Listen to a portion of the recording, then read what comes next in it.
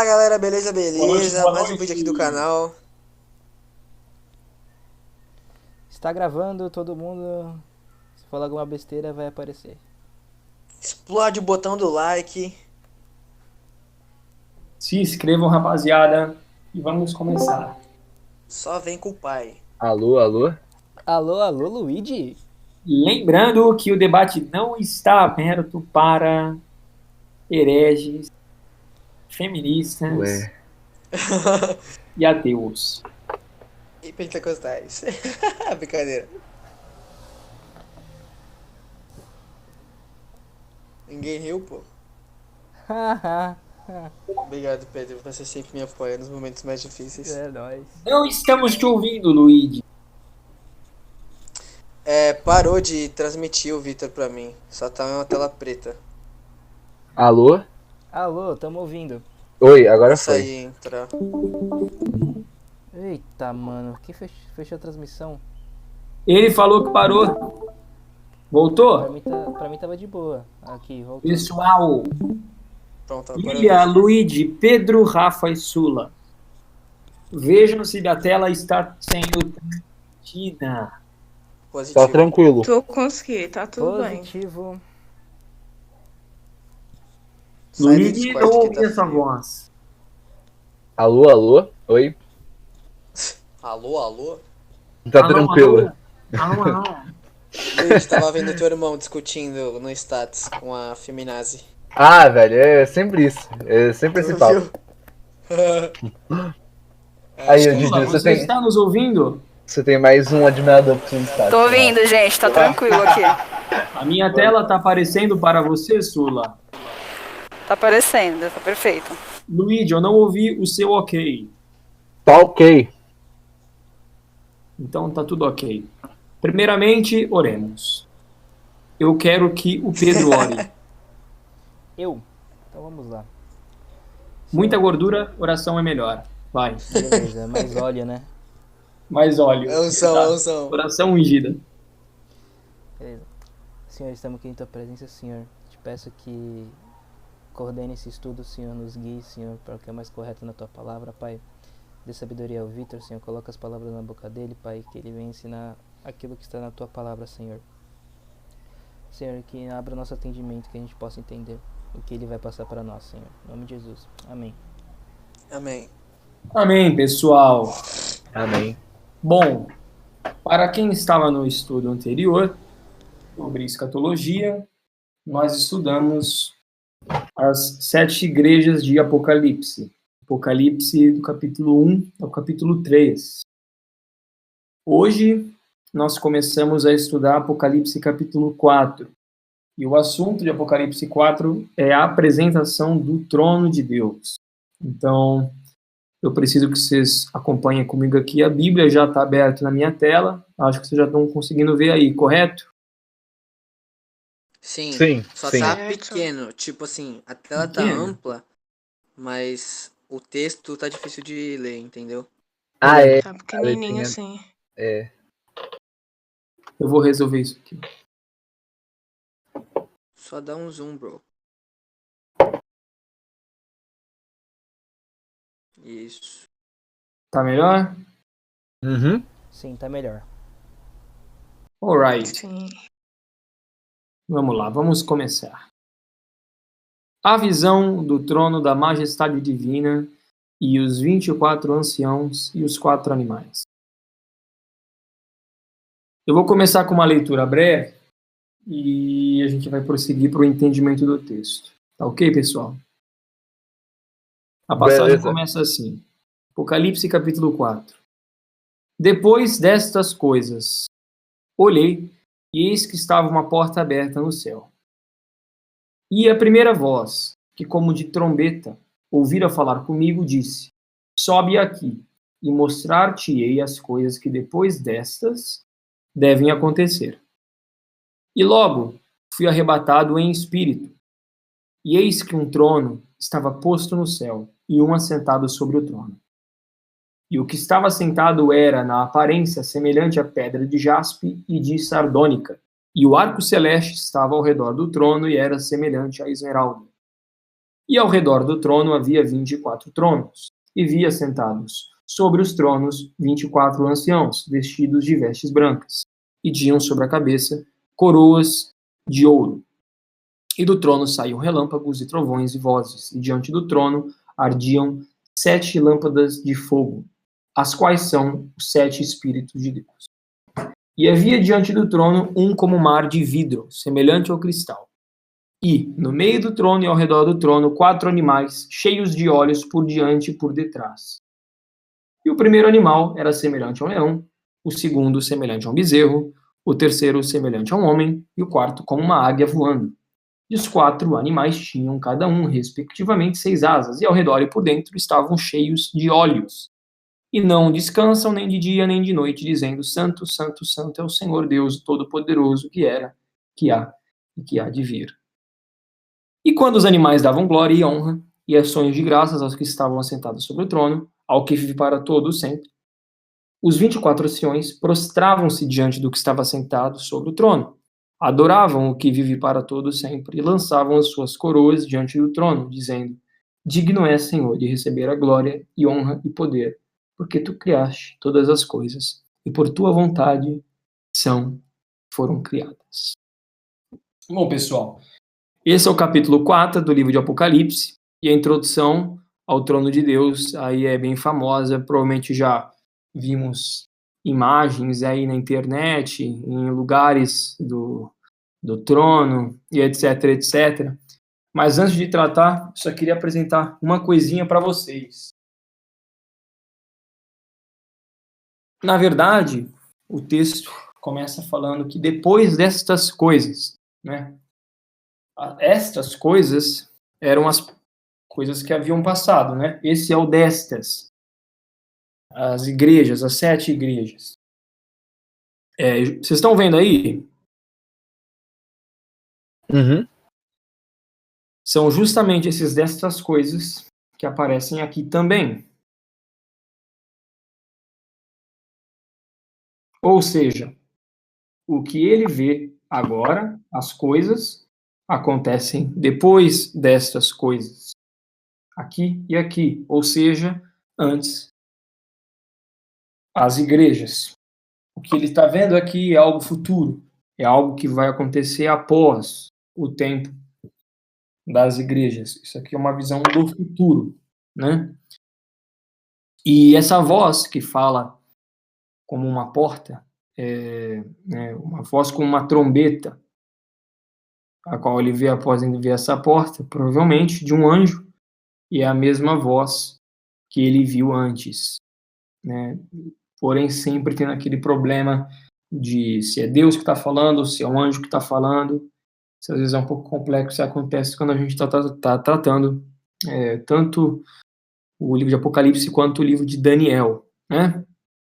Mas hoje o estudo vai ser muito mais descritivo. Eu quero mostrar para vocês que num simples pedacinho aqui, numa simples descrição do trono de Deus, tem mais detalhe do que a gente imagina, né? Então, eu vou sair da tela cheia aqui. Vocês conseguem ver a imagem? Sim, dá pra ver. Certo. Então, pessoal, o que João viu na visão foi semelhante a isso aqui. Logicamente, ele viu uma coisa muito mais bonita do que isso aqui, né? Isso aqui não seria nem capaz de descrever o que ele viu, mas por que ele viu isso aqui? Por que ele viu o trono de Deus? Será que é a primeira vez que Deus aparece com essas características, ou será que temos outras referências nas próprias escrituras de um trono semelhante a esse? Na verdade, temos sim. Não sei se vocês sabem, mas esse trono, ele é semelhante ao trono de Ezequiel, capítulo 1. Ver se eu consigo pegar aqui para vocês. A primeira visão dos querubins. Para quem já leu Ezequiel, a pessoa já está instruída, ela sabe do que eu estou falando. Ezequiel aconteceu semelhante com João, e ele viu, junto ao rio Quebar, que se abriram os céus, e ele viu visões de Deus. Ou seja, quando a gente fala do trono de Deus, já existe um trono estabelecido, uma imagem nas escrituras de como Deus se representa e como ele representa o seu trono. E embora haja já um simbolismo artístico e os artistas gostam de fazer cada um da sua maneira, a Bíblia já nos dá um padrão de como ele mesmo identifica esse trono. E é semelhante. Eu quero mostrar para vocês é que até mesmo a pessoa que está sentada no trono possui semelhanças com outros livros, como o livro de Daniel, né? Então vamos lá, mostrando que na verdade cada detalhe faz parte de um atributo. Primeiramente, e o que estava sentado era, na aparência, semelhante à pedra de jaspe e de sardônica. Provavelmente, o que ele quer dizer com isso é que ele brilhava, né, semelhantemente ao jaspe e à sardônica. Vamos ver se eu consigo pegar aqui uma imagem de jaspe. Vocês estão vendo aí, pessoal? Sim, Tô conseguindo sim. ver sim. Isso é uma jaspe. Sim. Sardônica é essa Por acaso daqui. até estive a pesquisar sobre isso no outro dia. Legal. Uma pergunta. Eu ouvi dizer que a cor avermelhada das duas tinha a ver com a questão do sangue. Tem a ver ou não? Olha, Luigi, eu diria que é uma pura especulação. Porque o que acontece? Quando a gente fala de pedras, geralmente a gente se refere ao brilho delas, o que é algo que seria estranho comparar com o sangue de Cristo. Embora possa existir sim uma conotação aí sobre o sangue de Cristo. É que seria estranho, porém, porque o que estava sentado era na aparência semelhante à pedra de jaspe, ou seja, a própria aparência desse ser era a semelhança de jaspe, ou seja, ele todo possuía essa feição avermelhada. Então, Tá. é semelhante à pele, né? Ou alguém, como se a cor da pele ali de Deus naquele trono fosse mais avermelhado, que é curioso.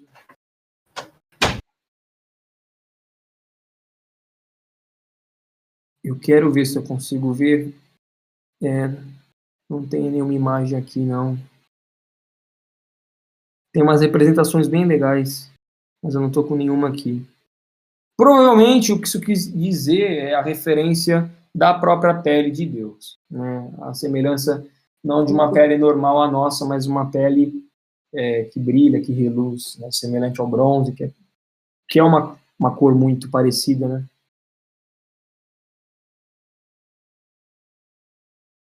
Inclusive, pessoal, quero ver se na descrição do Apocalipse, de Ezequiel, a gente tem uma conexão. Aqui, ó.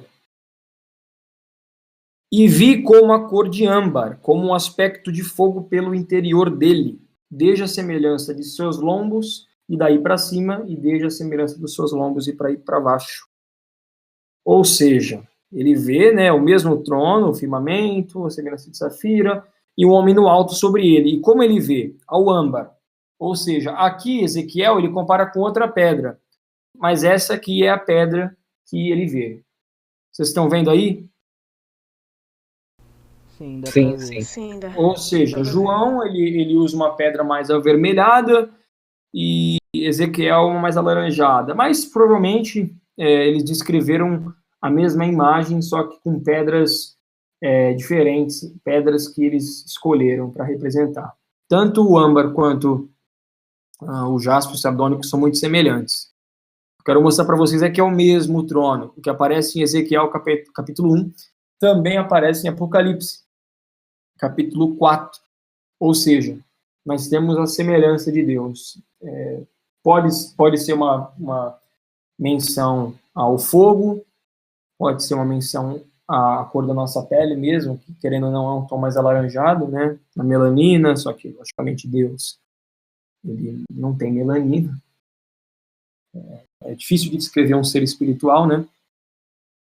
Mas eu acho que seria improvável isso uma menção ao sangue, embora também possa ser, eu só não acho que é o que está sendo retratado. E aí ele continua, né? E o arco celeste estava ao redor do trono e era semelhante a esmeralda. Aqui a gente tem uma descrição um pouco semelhante ao de Ezequiel, só que um pouquinho diferente em cores. Ezequiel viu o aspecto do arco ao redor do trono como aquele que aparece na nuvem no dia de chuva, ou seja, o arco-íris. Se eu não me engano, pessoal, ontem teve um arco-íris aqui em Santos. Não sei se vocês viram. Cheguei a ver na Eu praia. não vi, não. É bem bonito. Eu tava indo lá pra academia e eu vi. E pior que deu bem o arco-íris. Sinal da aliança. É, exato. Ele deu bem na academia, assim, quando eu tava indo. E é louco porque é exatamente isso que aparece ao redor do trono de Deus. Então, essas representações artísticas que a gente vê, né, como essa daqui, não sei se vocês conseguem perceber, com essas cores aqui, né? A gente não sabe exatamente como Ezequiel ou João viram, elas são representações, entre aspas, precisas. De fato, há uma semelhança de um arco-íris ao redor do trono de Deus. E é por isso que em Noé, após o dilúvio, a gente tem o arco-íris para representar a aliança que Deus faz com o seu povo. Não é aleatório, né? E eu, na minha opinião, também não acho aleatório os esforços do movimento LGBT em tornar um símbolo que é santo em algo abominável.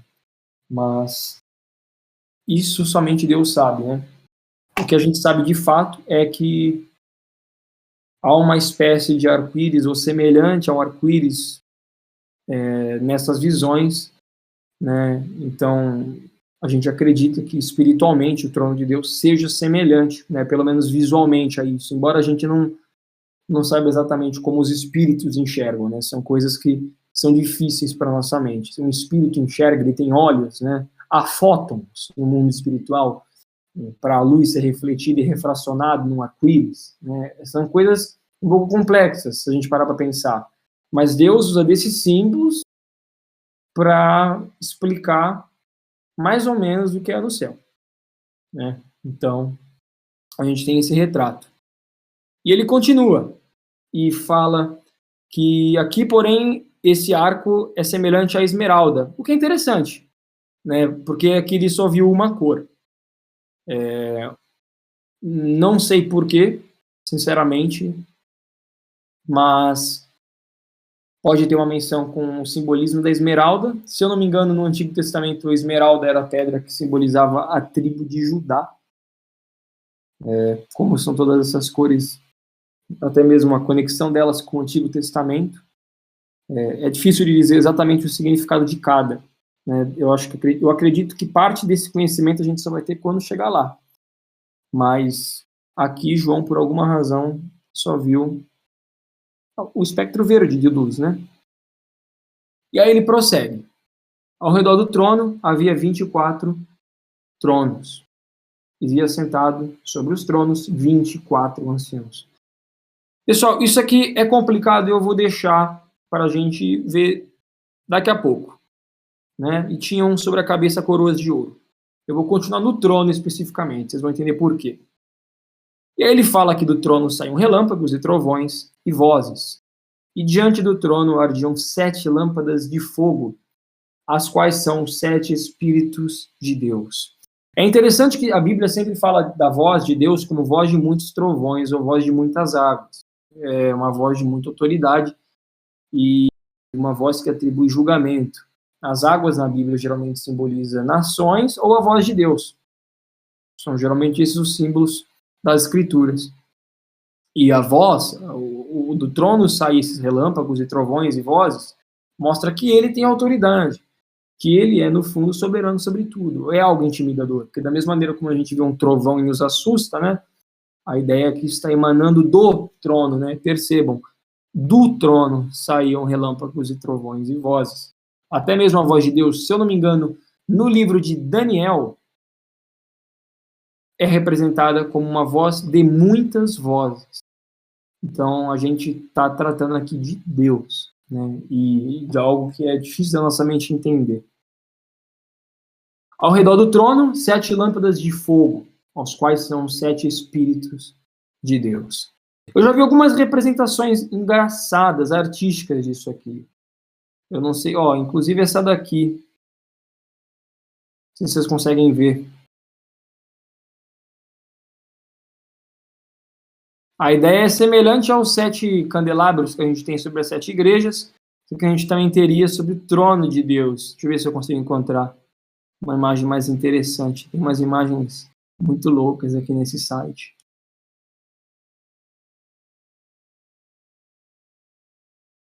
Não tem nada melhor do que aquela mesmo. Vocês perceberem aqui, essa imagem está bem precisa. Tem 1, 2, 3, 4, 5, 6, 7. Representando o Espírito Santo. A Bíblia fala dos 7 Espíritos de Deus. Isso pode se, de alguma maneira, conectar aos atributos de Deus. Pode referir, pelo número ser perfeito, aos próprios frutos do Espírito. Se eu não me engano, pessoal, quantos são mesmo os frutos do Espírito? Alguém sabe de cabeça o número? Eu acho que são 9. 9, né? Tenho quase certeza. Isso. Aqui, provavelmente, no trono de Deus, pelo número ser perfeito, ele é representado como o 7. É interessante que ele é representado como os 7 Espíritos. E eu não acho que isso signifique que há vários Espíritos Santos. Não é isso. Até mesmo porque a palavra Espíritos pode ser traduzida como fôlego. E eu acho que refere-se ao fato de que o Espírito Santo, o Espírito de Deus é perfeito. É uma noção mais simbólica. E estão diante do trono, né? São como Deus. Então, não tem muito para você observar aqui, senão o próprio fato da perfeição disso tudo. O que a gente tem em seguir é esse tal de mar de vidro. E havia diante do trono um como mar de vidro, semelhante ao cristal. E no meio do trono e ao redor do trono. Vamos lá. Eu não sei se vocês sabem, mas a Bíblia fala em Apocalipse, capítulo, acho que 21 ou 22, eu acho que é o 22, da Nova Jerusalém. Eu vou conferir aqui, que não haverá oceano na Nova Jerusalém. Deixa eu ver se eu consigo encontrar aqui. É 21.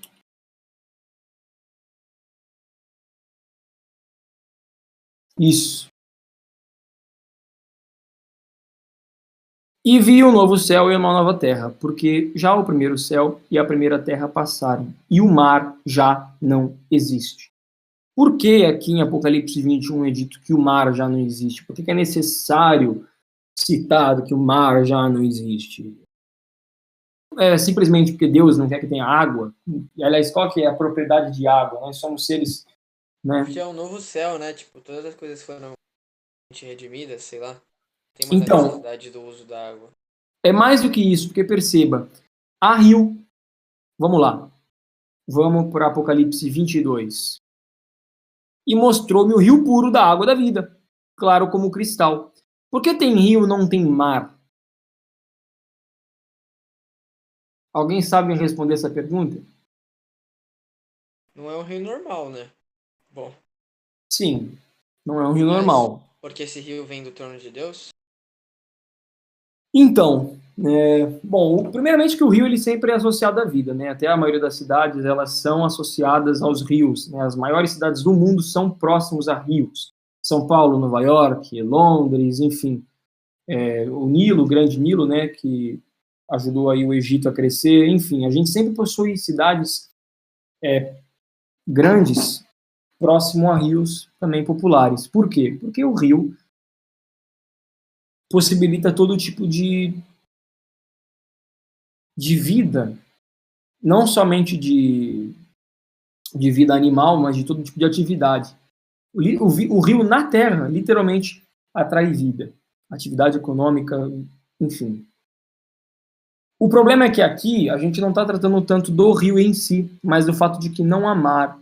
E aqui a questão é muito simples. Se a gente lê na Bíblia, o mar ele significa nações. Por exemplo, em Apocalipse 13, da besta que subiu do mar. Aqui estamos falando do anticristo. Mas por que é necessário que ele venha do mar? Alguém tem noção? Pode falar, pessoal. Tudo aqui é aberto. Mar. Devido à imensidão do mar? Não isso, mas está quase lá. Porque vem do centro da Terra. Porque viria de alguma nação específica, não sei. A voz de vocês está meio baixa. Espera que eu vou aumentar aqui. A do Luigi foi boa, hein? Faz, O que você falou, Luigi? Oi.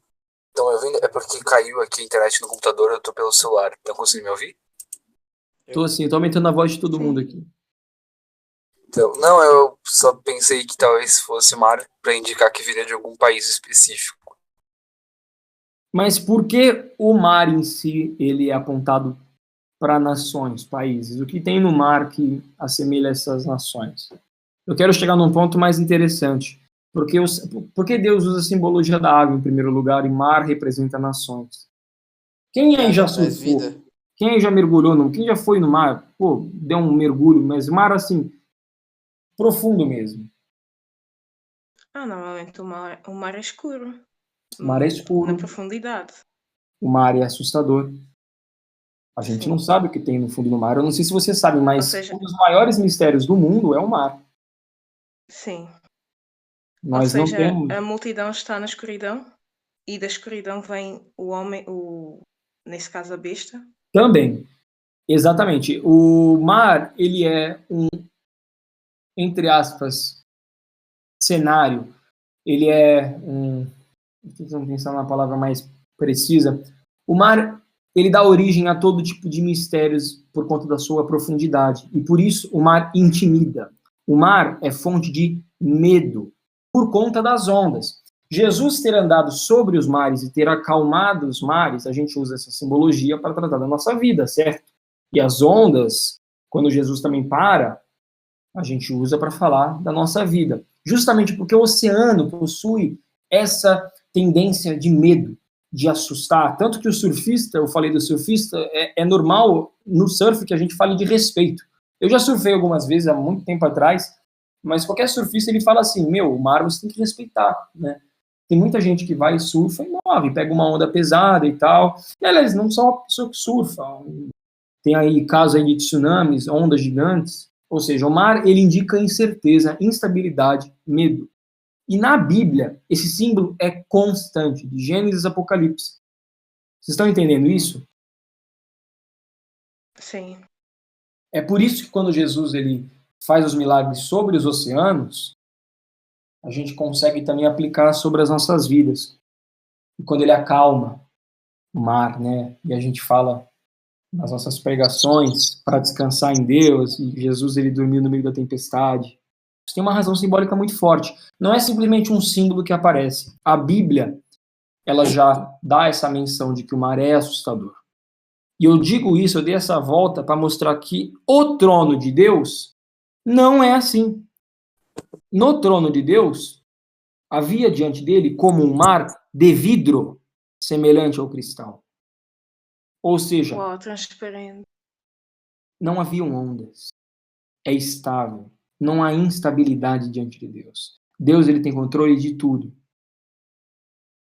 O trono de Deus é tão puro que a água é semelhante ao cristal. Ou seja, a gente está tratando aqui de uma linguagem extremamente simbólica. E podemos sim estar tratando de imagens que são reais no mundo espiritual, um dia saberemos, ou somente de símbolos. Né? É sempre aquela questão de como o livro de Apocalipse deve ser lido.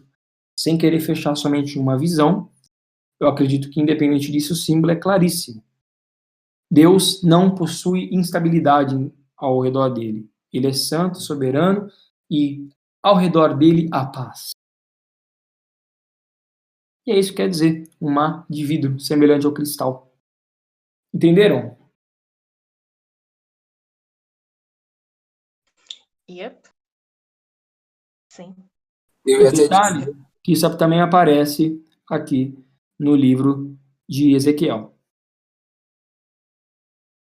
ô Vitor, eu ia até pensar que, tipo, o povo de Israel, ele se torna, o o grande evento que define o povo de Israel é a travessia no mar, né? Que eles estão, tipo, todos temerosos e tal.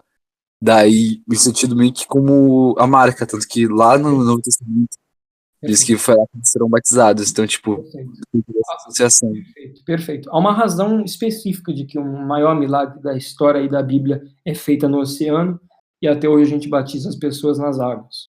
Nada é coincidência, pessoal. Nosso Deus, ele não é um Deus de jogar detalhes ao vento, né? A água possui essa menção, mas o mar especificamente, quando Moisés atravessou, ele refere-se ao medo, problemas, à incerteza, às nações, à instabilidade. Ou seja, Deus estará conosco até mesmo nas águas. Há uns salmos, se eu não me engano, Noah, que fala, estarei contigo até mesmo através das águas. Não há um salmo que fala exatamente isso? Eu Não me sei. recordo. Eu sei que tem o Salmo 29, que é algo parecido, mas não sei se é esse. Qual que é? Eu não sei se é esse que você estava Vamos abrir pretendendo, aqui. Salmos mas dá 20. uma olhada. É 29, 29. Vê se é esse, né? Também. É porque ele fala de água. Curiosamente, a voz do Senhor ouve-se sobre as águas. O Deus da glória troveja. O Senhor está sobre as muitas águas. Não sei se era esse, mas Não é esse, mas esse aqui é muito interessante, né? Porque o trono de Deus, ele possui essas duas características, tanto dos trovões, o Deus da glória, como também as águas. O que eu me refiro, se eu não me engano, vamos ver se eu consigo. Quando atravessar, estarei contigo. Eu acho que é assim. É Isaías, pô. Isaías 43. Quando passares pelas águas, eu serei contigo. Quando pelos rios, eles não te submergirão. Aí ele continua, né? Quando caminhares pelo fogo. Mas, enfim, para não demorar muito tempo nesse detalhe em si. Ficou claro para vocês que é importante esse detalhe? É por isso que ele aparece tanto no livro de Ezequiel quanto no livro de Isaías. Não há instabilidade ao redor do trono de Deus. Não há incerteza. Deus, ele está sobre muitas águas. E no céu, não as águas são semelhantes ao cristal. Ele tá sobre tudo, sobre toda circunstância. Diante dele, não tem nada. Isso é o significado do mar de vidro. É muito profundo, pessoal. É tu que tá fazendo esse barulho ou é o microfone de outra pessoa? Não sou eu, não. acho que é do meu. Vou Muta aí, geral. Mas vamos lá, vamos continuar. E no meio do trono e ao redor do trono, 4 animais cheios de olhos por diante e por detrás. Mais uma vez, uma conexão com Ezequiel, que aqui é dito como querubins. Pessoal, esse tipo de leitura, quem não tem ainda, apesar que eu acho que aqui você já tem, vocês têm que desenvolver cada dia mais essa leitura paralela. É tão importante que sem ela não dá para ler a Bíblia. A gente sempre tem que estar lendo, comparando livro com livro. Porque aqui esses seres não possuem nomes. Aqui eles já possuem. Estamos tratando dos querubins, né? Aqui, por exemplo, no livro de João, ele viu um semelhante ao leão, outro semelhante a um bezerro, o outro como um homem e outro como uma águia. Em Ezequiel, porém, ele viu esses animais um pouco diferentes. Vamos ver se eu consigo encontrar aqui. Ele viu todos com rosto de leão, rosto de boi, rosto de águia, rosto de homem, ou seja, aqui aparentemente cada animal possui uma característica. Aqui todos eles possuem essas mesmas características. O que explica essa possível divergência entre Ezequiel e Apocalipse é provável de ser explicado pela própria localização de João. Né? João provavelmente viu os querubins, um de cada lado, cada um mostrando uma face para João. Já Ezequiel conseguiu ver a faceta completa dos querubins. Ou seja, os querubins são aparentemente iguais uns aos outros, mas se João vê o trono pelo centro, ele consegue somente ver a face de cada um. Se um está olhando para o norte, outro para o sul, outro para o leste, outro para o oeste, eles estão na mesma orientação, a gente veria algo semelhante a isso aqui, né? Embora não seja exatamente nessa disposição. A águia, o homem, o boi, o bezerro e o leão. Estão percebendo isso aqui? Entendi. Uma vez eu vi uma representação de um querubim, era como se ele tivesse várias caras, né? Vários rostos, enfim. Aí, como se ele Sim, fosse também possível vi de essa. mostrar. Sim. É, né? Parece que é um ser conjunto, assim, como se ele fosse possível de Confirmado. mostrar uma só. Confirmado. Eles são assim mesmo, né? Os querubins, eles são assim, eles possuem as 4 faces. Né? Não sei se vocês estão conseguindo enxergar aí. Só que a diferença é que João provavelmente estava numa posição que ele via somente uma face de cada.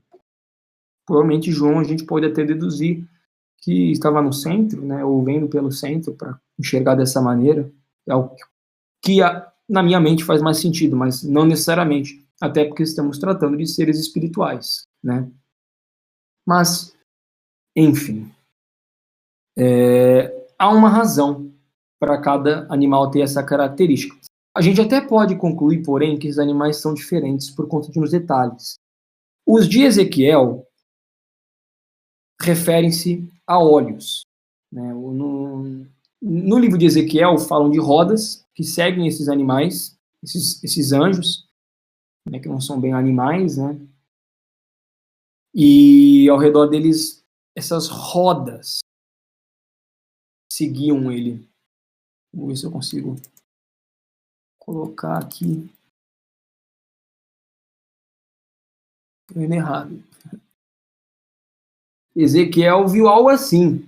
João não fala disso aqui. Vocês estão vendo, pessoal? Sim. Sim, cheguei a ver que tem vários olhos, não é? Um bagulho assim. Exato, exatamente. Para quem tem aquela fobia lá, esqueci o nome. Mano, tem um bagulho no Senhor dos Anéis que é parecido com isso, eu acho. Dá uma agonia. Vou mandar uma imagem aqui que eu achei. Pode seguir. No chat. Beleza. O que Mano, Ezequiel você é viu foi louco, hein? algo provável com isso aqui, algo nessa semelhança.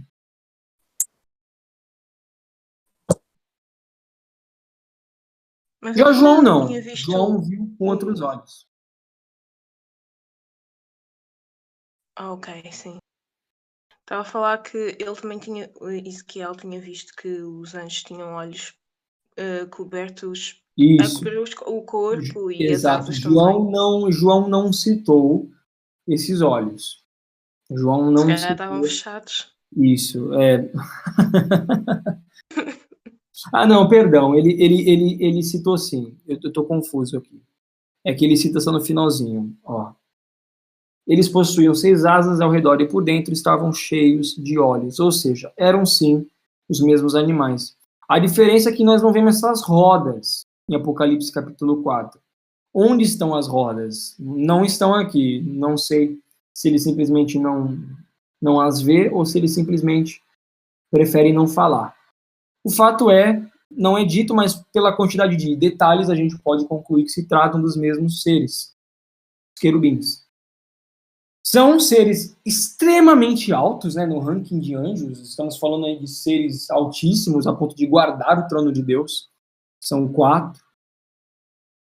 Uns apontam que esse número é muito importante, porque até mesmo o mundo ele é feito com os 4 cantos da terra. Em Apocalipse mesmo fala dos 4 anjos ao redor do Eufrates. E Daniel fala que os mares sopram sobre os 4 cantos, ou seja, o número 4, como por exemplo os 4 cavaleiros de Apocalipse, ou os 4 cavaleiros de Zacarias, o número 4 refere-se à totalidade. Já conversamos sobre isso naquele debate sobre numerologia. Quando o número 4 aparece, perdão?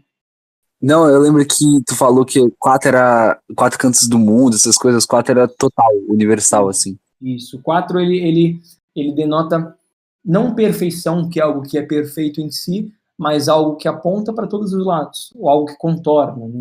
Ou seja, os querubins contornam. Há uma plenitude de querubins. Há querubins, entre aspas, suficientes ao redor do trono de Deus. Fez um barulho estranho aqui. O que foi isso? Cai na tela aí, pessoal. Não, é porque eu troquei agora, eu voltei Tá. Beleza. Logicamente, quando eu digo suficiente, eu não me refiro que algo que é necessário um querubim em primeiro lugar, né? Porque Deus, ele é perfeito em sua glória, majestade, né? mas ele faz as coisas dessa maneira, né? Entre aspas, até o ato dele ter algo ao redor do trono, guardando o trono, se a gente analisa que Deus não precisa de nada, já mostra uma certa humildade do lado de Deus, porque ele é perfeito, ele não precisa de um guardião, né? Ele mesmo, ele é capaz de dar ordem para o tempo e parar tudo, ou seja, isso é uma representação simbólica que Deus escolhe definir-se também assim, em símbolos, né? Em uma totalidade de 4. Então, são 4 seres espirituais. Curiosamente, pessoal, isso é uma visão particular que eu tenho, acredito que alguns vão concordar comigo. Assim como o homem reina na terra e Deus reina nos céus, e o homem foi feito à imagem e semelhança de Deus, alguns defendem ou acreditam que os anjos, eles são o patamar que representa os animais, porque os animais aqui da terra, eles são nossos servos. E não é uma curiosidade, não é uma coincidência, então, esses querubins serem semelhantes a animais. É possível mesmo que os animais tenham sido, entre aspas, feitos à semelhança dos anjos, para representar o poder que o Deus tem sobre os anjos, é semelhante ou paralelo ao que o homem tem sobre os animais, né? Envolve a submissão. Porque quem não sabe, a palavra anjo, ou até mesmo o ministério dos anjos, refere somente a um servo, alguém que cumpre algo, né? Os anjos são tratados como simples mensageiros, servos, não são filhos como nós. Os anjos não possuem essa característica de filhos gerados por Deus. Nós somos gerados pelo Espírito Santo. Os anjos, nós não temos evidência para isso. Até mesmo nas vezes que eles aparecem como filhos de Deus no Antigo Testamento, isso acontece no Antigo, isso refere-se ao fato de que foram criados por Deus, representam a Deus, mas não que são gerados por Deus. Embora isso seja um assunto muito complicado e tem muita opinião sobre isso aí, né? Tem pessoas que vão discordar, tem pessoas que vão concordar, mas a verdade é que esse tipo de coisa a Bíblia não dá muito detalhe, por uma questão de sabedoria, né? Até mesmo para a gente não adorar esses seres. Até aí, tudo bem? Certo. Tranquilo. Beleza. Eu tô indo devagar, pessoal, porque hoje o estudo é curto, então é mais os detalhes. Também, cada animal possui uma característica, né? Um possui característica de leão, o outro um bezerro, o outro um homem e o outro uma águia. Em Ezequiel, porém, a gente tem um leão, um homem, um boi e uma águia. Provavelmente o boi é o bezerro, né? Há uma troca de palavras, só que na verdade é o mesmo animal nas duas visões. Por quê? Se eu não me engano, o homem simboliza a inteligência, o leão simboliza a coragem, o boi simboliza a força, a águia, eu não me lembro muito bem, mas na Bíblia a águia simboliza a soberania. Eu já vi visões diferentes sobre isso também, né? É muito simbólico. Estamos falando de seres que provavelmente aqui ninguém nunca viu, mas quero mostrar para vocês que há uma razão para cada detalhe aqui, não é simplesmente Deus fazendo algo aleatório.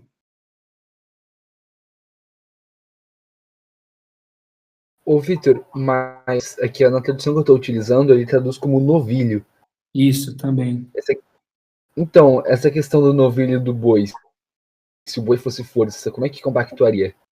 Não sei, cara. Essa visão, interpretação de que o boi simboliza a força, ela é baseada no livro de Ezequiel, que é claramente um boi, né?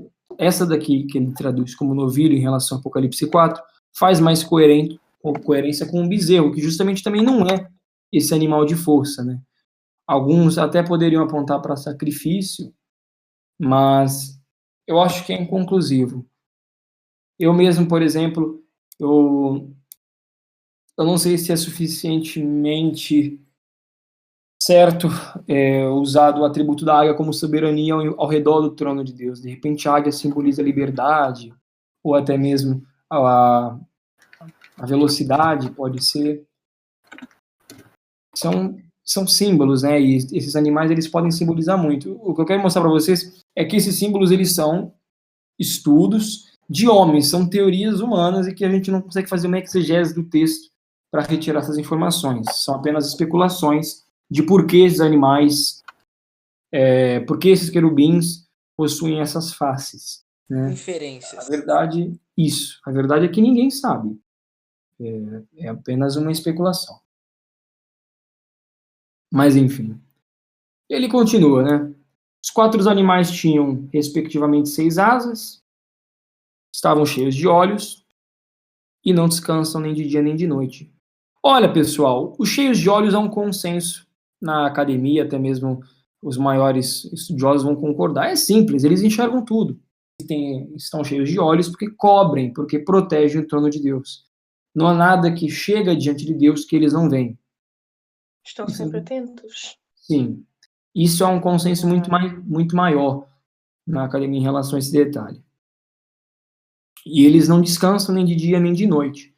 Ou seja, a adoração é 24/7. Embora o tempo lá seja diferente, né? Estamos falando aí de uma medida de tempo que eu não sei nem se a gente conseguiria entender. E eles dizem santo, santo, santo é o Senhor Deus, o Todo-Poderoso, que era, que é e que há de vir. A menção é a mesma em Ezequiel. Só que, se não me engano, é no capítulo 2.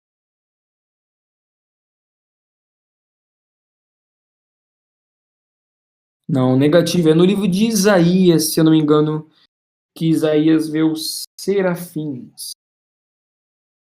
Ver se eu encontro aqui. É que a gente tava falando Vitor, daquele dia, Lilia. o quê? Não percebi. Aquele dia que a gente tava falando sobre a questão de ser santo, santo, santo, você lembra? Ah, sim. Desse texto aí. Não estou encontrando. Sobre Peraí. sermos igual a Deus, ou que primeiro falou sobre Paulo, né? Sim. É Isaías mesmo, ué. Eu pus. Ué, tô burro? Cadê? Tá aqui. Tá aqui, pessoal. Ó, perceba que em Isaías são serafins que clamam uns para os outros. Santo, santo, santo. Já em Apocalipse são serafins de Isaías e os querubins em Apocalipse. Tudo bate. E também tá são vendo? os 24 anciões.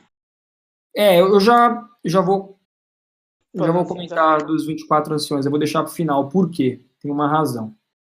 Certo. Santo, santo. Eu queria saber. O santo 3 vezes tem um significado de perfeição, né? Porque o 3 é o número perfeito. Ou seja, 3 vezes é dito isso sobre ele. Assim como a trindade é perfeita porque é 3. Até mesmo o fato de ser santo, santo, santo. Será que tem algo a ver com o Pai, o Filho e o Espírito Santo? Eu não sei. A verdade é que ninguém sabe. A gente está tratando com coisas que somente Deus sabe na mente dele. Mas o santo, santo, santo geralmente conota a noção de perfeição. Por isso que é legal ter um pouco o conhecimento da numerologia, né, do que significa cada número. Não no esotérico, mas na Bíblia, o que a Bíblia refere-se a cada número. E foi, Lilian, que você falou? Não queria que tu pudesses voltar a repetir o significado de cada face dos anjos. Porque, por acaso, já faz muito tempo eu estive também a ver isso e vi que o boi simbolizava os animais sacrificados, de alguma forma. Não sei em que contexto isso poderia ser, porque iria significar os animais sacrificados. É aquilo que eu falei, Lilian. A verdade é que a gente não sabe. A verdade é que a gente não sabe. Primeiro que é importante mostrar que eles são semelhantes a esses animais. Eles não são os animais ali. Percebe? Eles são semelhantes. Sim, representava os animais. Eles são representáveis por esses animais. O consenso maior é que o leão simboliza de fato a coragem,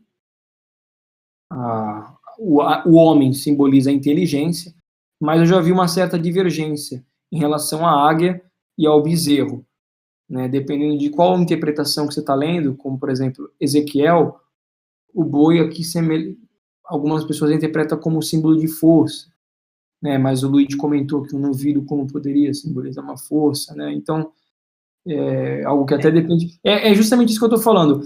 Como a gente não tem como deduzir ou realmente estudar isso aqui, porque a gente está se baseando em palavras e não em doutrina. São detalhes muito pequenos para a gente criar uma doutrina em cima disso, entendeu? Só o fato de uma outra palavra ter sido usada já mudou todo o significado. Então é muito complicado a gente se firmar em detalhes tão, diria que, pequenos, né? Mas, por certo, tem uma razão. Eu tenho plena certeza de que é uma razão para esses querubins terem essas faces. Querendo ou não, são tanto a águia quanto o leão são animais que intimidam, e o homem é o animal que reina sobre todos eles, né? Agora, o bezerro, já não faço ideia.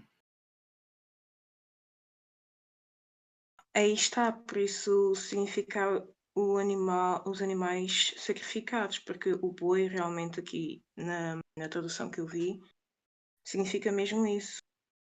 Entendi. Tipo, a purificação, sei lá, alguma coisa. Sim, porque normalmente a sacrificação era para se purificarem dos pecados. Entendi. Pode ser, pode ser. No final é uma especulação. Ninguém sabe de nada. Exato. Mas enfim, vamos lá, vamos continuar. E quando os animais davam glória e honra e ações de graças ao que estava sentado sobre o trono, é o que vi para tudo sempre, os 24 anciões prostravam-se diante do que estava sentado sobre o trono. E aí ele continua a mesma coisa, e é um momento de exaltação do Senhor. Eles lançavam suas coroas diante do trono, né? E exaltam a Deus, digno Senhor, ele recebeu glória e honra e poder, que tu criaste todas as coisas e por tua vontade são e foram criadas.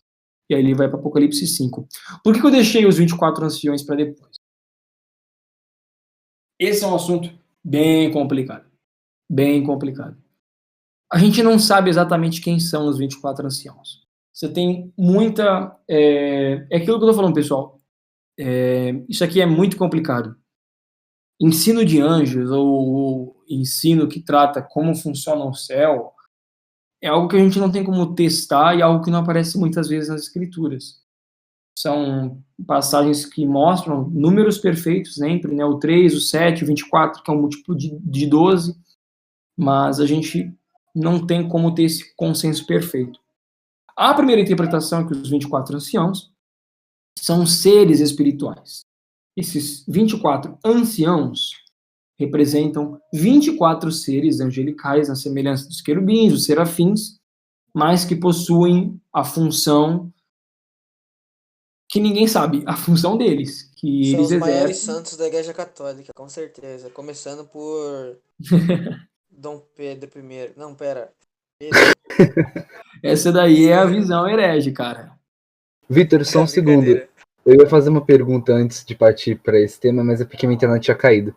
Beleza. Só perguntando, a questão dos atributos lá dos seres viventes, por mais que não seja consenso, esses atributos se refeririam aos atributos de Deus, no caso, né? Então o leão seria a coragem de Deus. Exato. Ah, Sim. tá.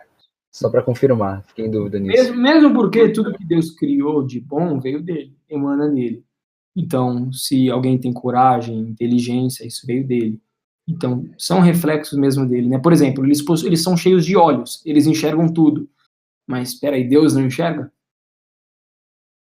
Entendeu? São atributos que refletem Deus na sua criação, mostrando, na verdade, aquilo que eu digo, pessoal. Isso exalta Deus e um atributo, na minha opinião, escondido pelo próprio conceito de que é Deus, que é algo que não precisa de proteção. Então, quando ele busca um guardião para guardar a sua glória, ainda é algo que mostra o seu caráter manso, de submeter não diria que submeter a sua criação, embora ele tenha feito isso com Cristo, mas de dividir trabalho com a sua criação. Consegue entender isso? Algo que não é necessário. Entendi. Então ele meio que... Eu acho engraçado porque tem uma tendência judaica também de ver assim. Eles começaram a ver, tipo, Deus subdividido em várias partes. Eu acho que eles... Estilo da Cabala, né? Exatamente. É isso que eu fiquei meio em dúvida. Esses atributos Isso aí, próprios isso, dos seres. isso aí já é uma viagem, Sim, é. já é uma heresia, mas nem sei qual é o nome dessa heresia, inclusive. Não tem nem nome. Mas é louco que Deus, ele não precisa fazer muitas coisas, né? E mesmo assim ele faz. Não é que ele precisa de querubim, ou ele precisa que esses querubins tenham vários olhos, mas ele escolhe dar função à parte da sua criação, porque ele, na sabedoria dele, quis assim, né? A gente não pode esquecer que Deus é Deus. Mas, voltando para os 24 anciãos, bom, ficou tudo claro isso aí, Luigi? Aliás, ficou tudo claro? Compreendi. Obrigado. Beleza. Voltando para os 24 anciãos, a gente tem essa primeira visão, que eles são seres espirituais. Muitos acadêmicos concordam com isso, por uma simples razão. Se essa visão é dita antes do tempo do fim, ou antes de Jesus voltar, ou antes da ressurreição, alguns defendem que não. Então, não haviam pessoas ali, muito menos 24 pessoas ali para receber essa honra, e ali só poderiam haver seres espirituais. É, porém, complexo que, se eu não me engano, essa passagem, ou esses 24 anciãos, não aparecem em mais nenhum livro da Bíblia. Eles aparecem somente no livro de Apocalipse. Então, a gente tem um mistério. Por que a Bíblia só comenta deles aqui? Então, será que eles só não estão ali após algo acontecer? Ou será que isso é uma visão atemporal do trono de Deus e no futuro 24 pessoas ou seres podem ocupar aquela posição? Possível. A primeira visão é essa, de que são 24 seres espirituais criados para isso. Mas por que essa não é a visão que a maioria, né, dos estudiosos acredita, embora muitos acreditem? Porque eles possuem coroas. Geralmente, e detalhe, são chamados de anciãos. Geralmente, tanto o adjetivo ancião quanto o substantivo coroa simbolizam termos que tratam do homem, do reinado que ele espelha de Deus aqui na Terra. Não é dito em nenhum lugar das Escrituras que anjos possuem coroas, mas são inúmeras as vezes em que nós possuímos essas tais coroas. Desde Gênesis Apocalipse aqui, né, a gente vê um monte de homem com coroa. Até mesmo Cristo é aquele que possui as 7 coroas, os 7 diademas, em Apocalipse 19, se eu não me engano. A besta, o anticristo, também é dado a ele uma coroa para vencer. Ou seja, geralmente coroa é algo que refere-se a homem e ao reinado de homem. Ou, logicamente, algo que reflete a glória de Deus, como o rei. E como não sabemos de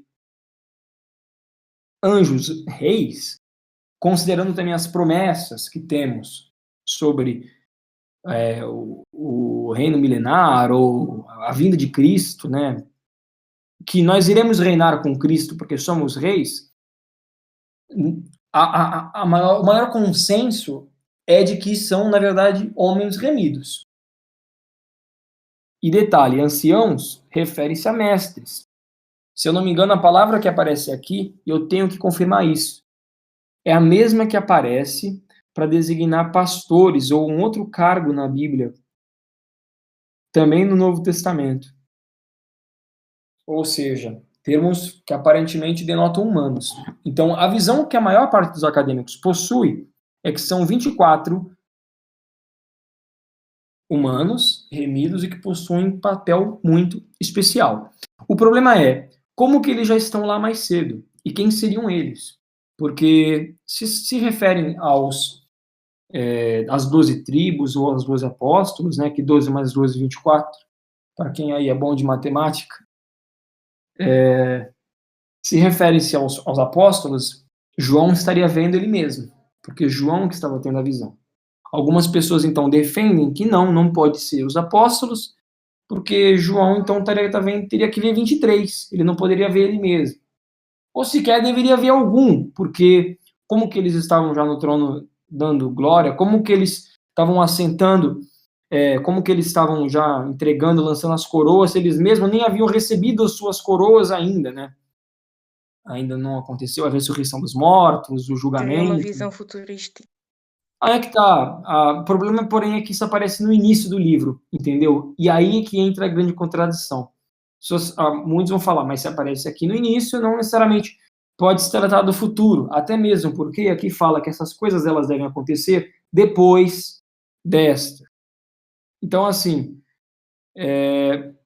alguns, porém, vão falar que no caso, essas coisas que devem acontecer depois destas, se refere-se somente ao Apocalipse 5, aos selos. Então, é complexo, pessoal. Não tem consenso.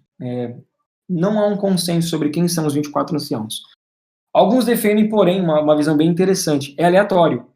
Essa visão é a que eu mais gosto porque é bem engraçada.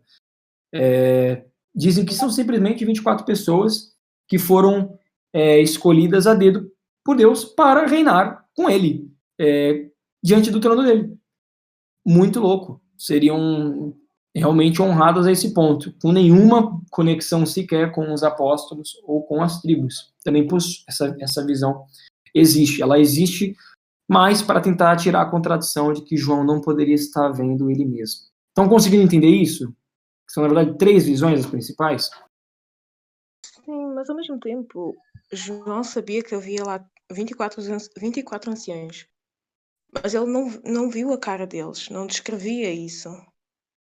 Não Ele viu. só, se calhar não via. Por isso que, não somente isso. O próprio livro de Apocalipse, ele possui termos e passagens que são atemporais. Embora possua, sim, uma certa cronologia, iniciando com as igrejas e terminando com o julgamento final e a Nova Jerusalém e os eventos sejam cronológicos, eles não são lineares em todo momento. Então, pode sim ser uma recapitulação, entre aspas, atemporal de algo que vai acontecer. É difícil de concluir, Lilian, sabe? Será que João poderia estar vendo ele mesmo? Seria uma coisa no estilo filme de... tipo Tenet, né? Seria uma coisa muito louca. Sim. Mas se o próprio homem pode recriar tal coisa... Aí é que tá, né? Até o Tenet, imagina-te. Seria muito louco, o João tá vendo ele mesmo, né? Essa é a E ele segunda não visão. se identificar pelo simples fato do seu corpo já estar glorificado. Sim, só que aí entra sempre na questão, né? Dos 12 portões também da Nova Jerusalém. E Paulo fica onde? Isso aí já não sei, hein? Tanto que a gente não chegou à conclusão. A gente não chegou à conclusão que Paulo seria lá um dos 12. Dos 24 ou não. Com certeza. Ó, o Luigi mandou... Tanto que ele não identifica. Exatamente isso, Luigi. Presbitério, é tipo presbítero? O que seria isso? Isso, seria como termo de presbítero. Ele aparece também em 1 Timóteo, é que eu botei a referência em Mateus. Perfeito, é isso mesmo. Botado de 1 Timóteo, que ele fala assim, 1 Timóteo 5,17, os presbíteros que governam, esse termo, anciãos. Pessoal, lembrando, é um estudo e aberto para a gente realmente ir estudando junto. Tipo, eu estou dando o estudo, mas vocês estão livres para comentar ou procurar termos também e ajudar. Eu estou conduzindo estudo, mas conhecimento acaba sendo mútuo às vezes. Mas é exatamente essa palavra. Por isso que a maioria das pessoas conclui que não são seres. Não são seres. Não são seres espirituais. São humanos que foram remidos. Eu, particularmente, acredito que são humanos. É muito estranho um anjo receber uma coroa. Seria muito estranho. Seria algo extremamente atípico. Ainda mais um número 24 refere-se a 2 vezes 12, né? Os 12 apóstolos, aos 12 da tribo as 12 tribos. Seria extremamente improvável de estarmos falando de anjos aqui. Mas provavelmente são pessoas que foram remidas. Talvez o Rafa esteja certo, sejam 24 santos aí da Igreja Católica. Não sei. Mas o maior consenso é de que estamos tratando de humanos. No way, bro. Vê o que você acha disso aqui, ó. Esse termo também aparece num trecho curioso de Hebreus. Não sei se tem a ver, mas vamos ver. Aí que nos exemplos da fé, ele fala assim: ora, a fé é a certeza daquilo que esperamos e a prova daquilo que não vemos. Aí fala: pois foi por meio dela que os antigos receberam um bom testemunho. Esse termo antigos é o mesmo termo de anciãos, de Apocalipse. Sim.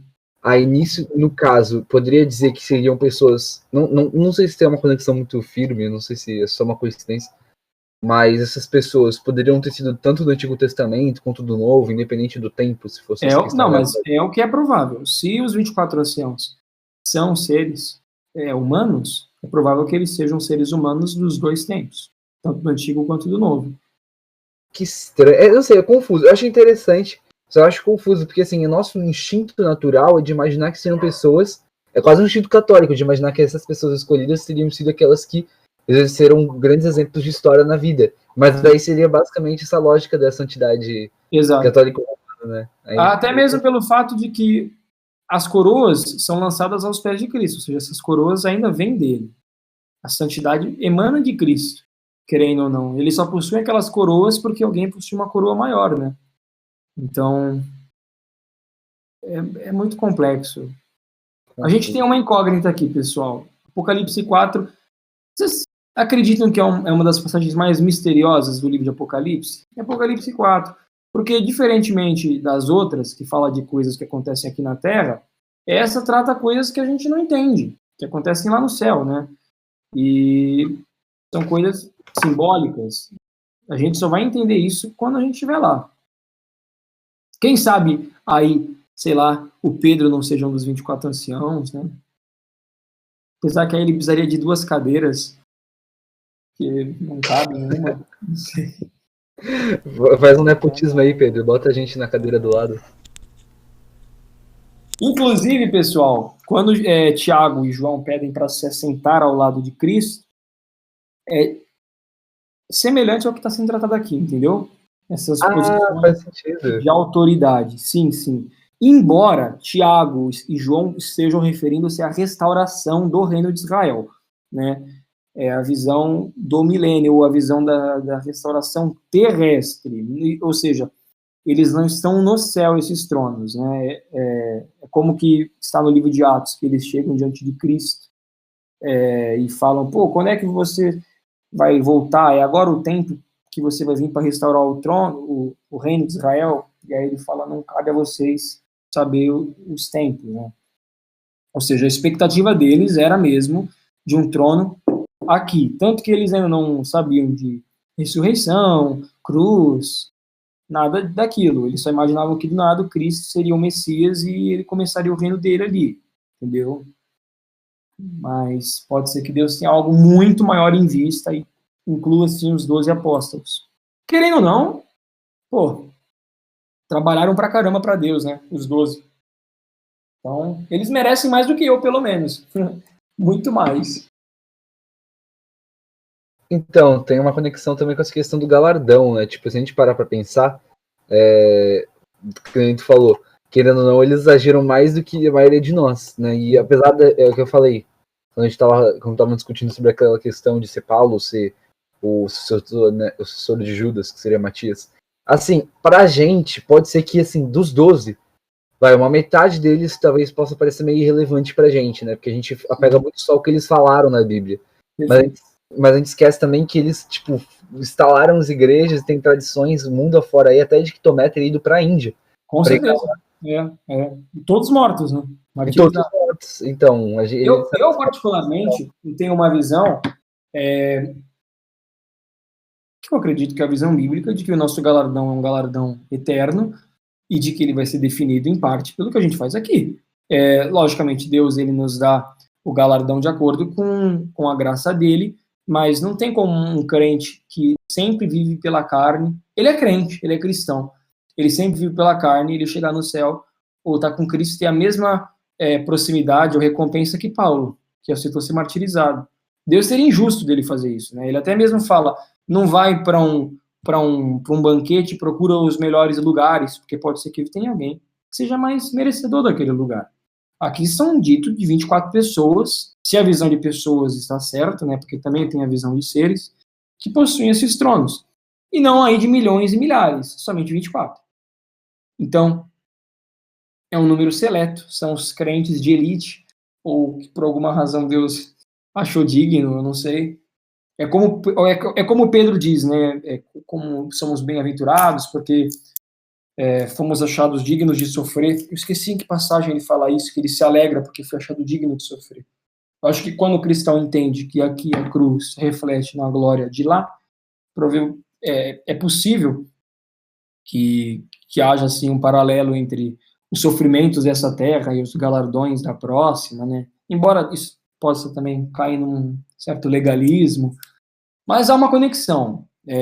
O galardão, eu não diria por mérito, ele não vem por mérito, mas ele vem por esforço. Uma pessoa que constantemente se entrega a Deus não vai possuir um galardão. Uma pessoa que vai para o púlpito todo domingo, né, vai para o culto todo domingo e não faz nada, né? Aquele crente de igreja. Agora, a dimensão disso, tipo, até que ponto é graça, até que ponto é o nosso esforço, né? É um debate. O que a gente sabe é que o galardão não é o mesmo para todos. Isso é a certeza, né? Agora, o que define o galardão como maior para um e menor do que para o outro, né? Isso é um grande debate teológico.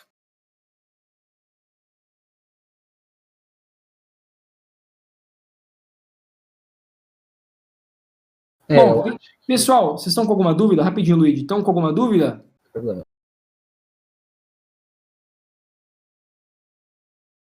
Bom, Até agora tá fala certo. aí, Luigi. Fala aí. Não, eu só ia dizer que assim. Eu tô de boa. Eu penso que se nesse caso, assim, o trono representaria, não seria uma visão futurista, né? Seria algo que já reina, né? Isso que o João tá vendo. É difícil de dizer, porque é aquilo que eu tô falando, se ele viu, é aí que entra toda a questão. Eles não só eles lançam suas coroas, como alguém que possivelmente estaria lançando essa coroa está vendo essa visão, que é João, entendeu? Então é possível que aqui a gente não esteja tratando do futuro, mas talvez algo atemporal, ou algo que ele esteja vendo o futuro. Não é que já está acontecendo, mas há de acontecer, ele já está vendo agora, e enfim. É meio complexo, é uma passagem complexa. Não há consenso sobre essa passagem aqui. Entendi. Eu, particularmente, acredito que refere-se às 12 tribos, aos 12 apóstolos, mas posso estar errado e referir a 24 pessoas totalmente, entre aspas, aleatórias. Mas é que eu acho que o número é tão... seria uma coincidência muito grande esse uso desse número aí, né? Mas, enfim, isso aí é uma incógnita. Bom, pessoal, ficou alguma dúvida? Que eu quero partir para o capítulo 5.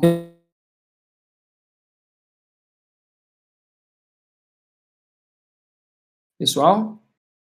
Podes repetir a última parte? Pode Porque eu seguir, fiquei pode sem internet. Tá de boa, pode Sim. mandar.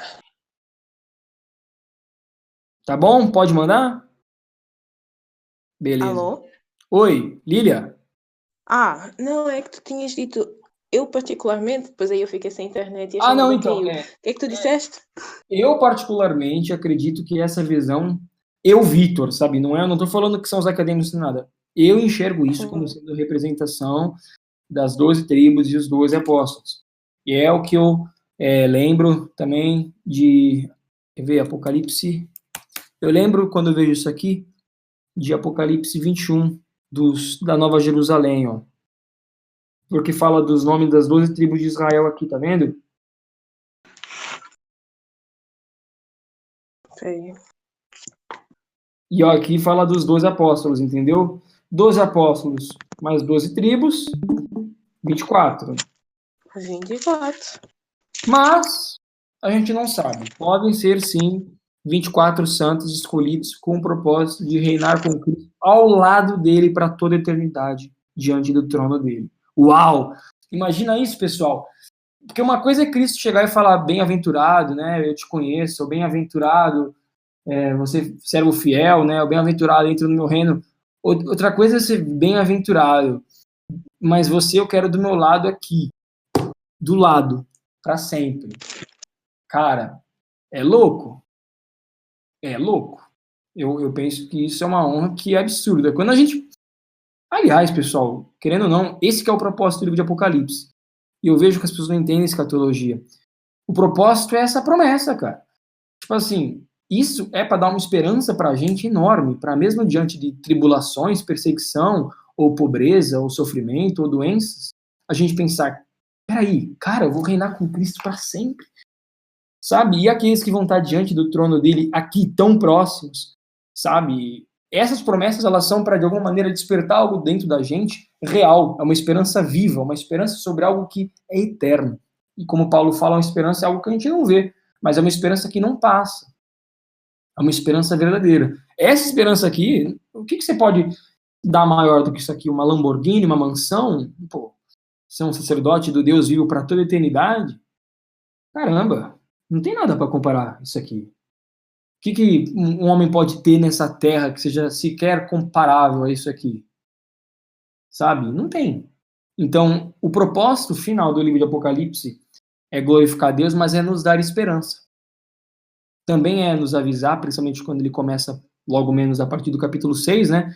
Capítulo 6 ao 19, ele é muito descritivo, mas esse capítulo introdutório, ele nos já enche de esperança, né? Porque são promessas de, cara, eu pelo menos eu fico maravilhado lendo isso aqui, pensando que alguns se acharão dignos, né, dessa posição. Então é fantástico.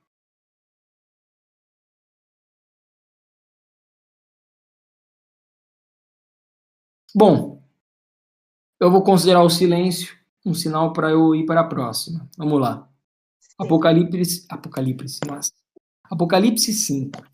O livro selado com 7 selos. Somente o Cordeiro é digno de abri-lo. E vi na destra do que estava sentado sobre o trono, Cristo, um livro escrito por dentro e por fora, selado com 7 selos. E vi um anjo forte, bradando com grande voz: quem é digno de abrir o livro e de desatar os seus selos? E ninguém no céu, nem na terra, nem debaixo da terra podia abrir o livro, nem olhar para ele. E eu, no caso de João, chorava muito, porque ninguém fora achado digno de abrir o livro, nem de o ler, nem de olhar para ele. E disse-me um dos anciãos: não chores, eis aqui o leão da tribo de Judá, a raiz de Davi, que venceu para abrir o livro e desatar os seus 7 selos. E olhei, e eis que estava no meio do trono, e dos 4 animais viventes, e entre os anciãos, um cordeiro, como havendo sido morto. Tinha 7 pontas e 7 olhos, que são 7 Espíritos de Deus enviado a toda a terra. E veio e tomou o livro da destra do que estava sentado no trono. E havendo tomado o livro, os 4 animais e os 24 anciãos prostraram-se diante do cordeiro, tendo todos eles harpas e salvas de ouro cheias de incenso, que são as orações dos santos. E cantavam um novo cântico, dizendo: digno és de tomar o livro e de abrir os seus selos, porque foste morto, e com o teu sangue compraste para Deus homens de toda tribo, e língua, e povo, e nação. E para o nosso Deus os fizeste reis e sacerdotes, e eles reinarão sobre a terra. E olhei, e ouvi a voz de muitos anjos ao redor do trono, e dos animais, e dos anciãos. E era o número deles milhões de milhões e milhares de milhares, que com grande voz diziam: digno é o Cordeiro que foi morto de receber o poder e riquezas, sabedoria e força e honra, e glória e ações de graça. E eu vi a toda criatura que está no céu e na terra, e debaixo da terra, que está no mar, e a todas as coisas que neles há a dizer: ao que está sentado sobre o trono, e ao Cordeiro sejam dadas ações de graça, e honra, e glória, e poder para todo o sempre. E os 4 animais diziam: amém. E os 24 anciãos prostraram-se e adoraram ao que vive para todo o sempre. Muito forte a passagem. A gente continua na mesma pegada de antes.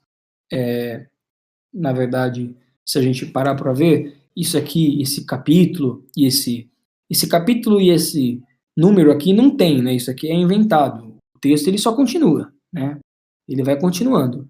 A gente está tratando, na verdade, da mesma passagem, do mesmo trecho do livro de Apocalipse, que é o trono de Deus.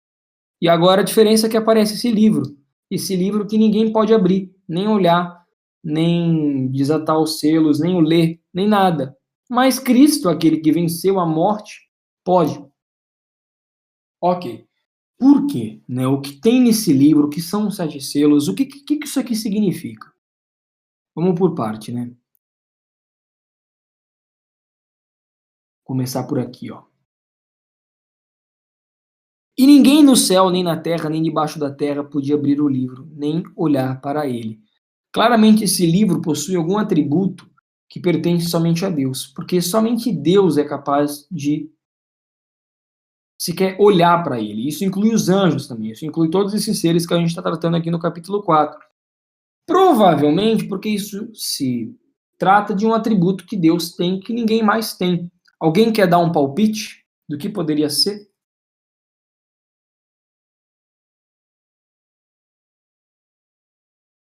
Onipotência? Também, Capacidade de salvação, não sei. também, mas algo mais forte Morte. ainda.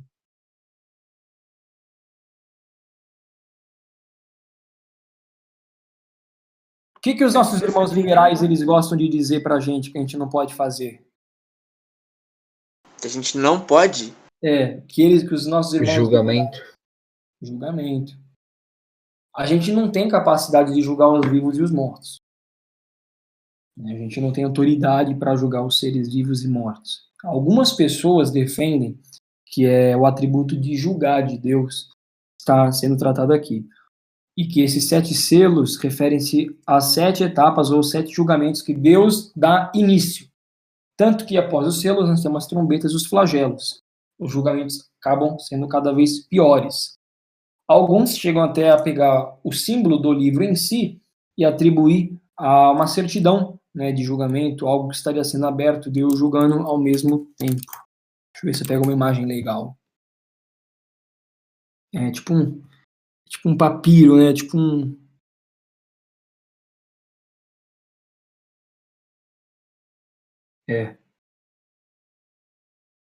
Porque perceba, pessoal, um detalhe interessante. O livro, ele estava na destra do que estava sentado sobre o trono. Ou seja, está na mão de Deus. Está com Deus. E ninguém podia tocar nisso. Ninguém, nem na terra, nem debaixo da terra, senão o próprio Cordeiro, que é Deus. Quando a Bíblia fala que a autoridade foi dada a Cristo, do Pai para o Filho, né, da primeira pessoa da Trindade para a segunda, né, a autoridade nunca saiu das mãos de Deus. Só saiu da primeira pessoa para a segunda. Foi entregue do Pai para o Filho. Ou seja, esse livro, ele é desde o início um livro que somente Deus tem a capacidade de executar, né, de tratar. Provavelmente essa interpretação é verdadeira. E tratam de 7 julgamentos ou dos 7 inícios, das 7 etapas do grande julgamento. Tanto que, ao ler quais são esses julgamentos, o que acontece quando esses selos são abertos, claramente nós vemos julgamento. Né? Então, o primeiro selo é o anticristo. Ou seja, enfim, quando a gente tocar nos selos em si, vai ficar um pouco mais claro porque esses selos são julgamento e por que eles são julgamento. Mas, considerando que eles são de fato julgamentos, isso explica porque somente ele é digno de julgar. Até mesmo porque somente ele venceu a morte.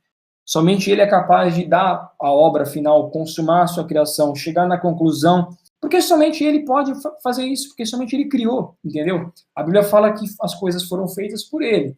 Também faz sentido que sejam terminadas por ele. Né? Aquele que começa a agir no mundo, aquele que dá início à matéria, a inteligência do homem, é aquele que também vem e julga o homem pelo seu pecado. Inclusive, no meio disso, remindo os seus, que é o que a gente vê no 5º selo, se eu não me engano, com os mártires durante a grande tribulação. Então,